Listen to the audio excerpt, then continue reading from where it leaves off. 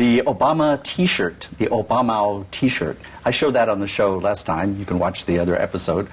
What do you think of that? Just the government acting in a silly way, or exactly? The whole episode just reminded me of when they pulled the Clinton book off the shelf before Clinton. Right. I don't remember that. You don't remember that? That was an unauthorized copy of Bill Clinton's biography, of course, with a lot of chapters devoted to the Lewinsky scandal. So the government, it was all in Chinese, though, right? That's right. Clinton's not likely to read exactly. it. But in their effort to please the American visitor, visiting president, they actually ordered or banned the book right before his visit. And I think, again, they're doing a similar thing here, by pulling these T-shirts off the shelves, which I think is really counterproductive in a way, right? But the whole thing about this is the way of this deeply rooted Chinese way of thinking. I mean, not to embarrass your guest of honor. I mean, this is the guest of honor, and this guy needs to be recognized and needs to be welcomed. So when you look back on that town hall meeting in Shanghai, I mean, it was particularly managed in that direction.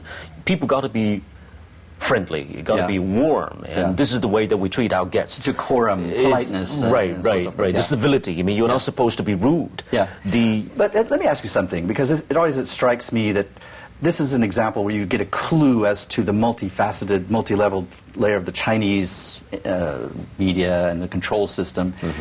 I don't think the people who made the decision to pull that T-shirt off the market were representing the higher-ups, any top-down decision whatsoever.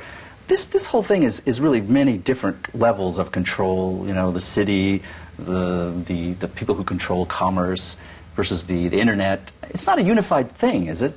I mean, basically. Well, it could be just some overzealous, as you said, mid-level officials. Yeah, it was acting basically on their own, who made that decision. But it did show, one, the cultural differences Professor Tung mentioned, but also just still the lack of understanding how Americans think. I think as a visiting American president, he would be probably happier to see that Obama T-shirts or my unauthorized biography with all the scandals to see the first in Chinese market, in terms of ideas and the freedom of speech and all that. In terms of PR, that the government should be concerned, it would be actually a kind of good PR, because they'd be saying, look how open the society is now. They can make fun of the visiting leaders or something like that. And yet they blew it again.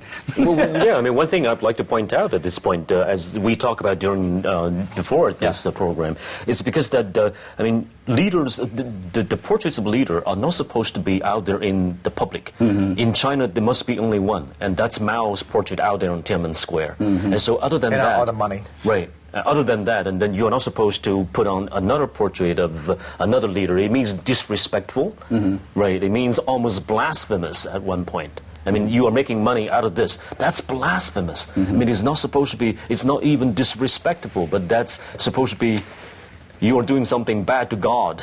That is a true cultural difference. If you print the Chinese flag on your underwear, it's illegal. You will be sentenced to jail terms. And I don't know how many stars and stripes underwear you have seen in the U.S. Better not reveal my underwear now. What flag? I don't remember what flag I'm wearing today. But that's a TMI alert.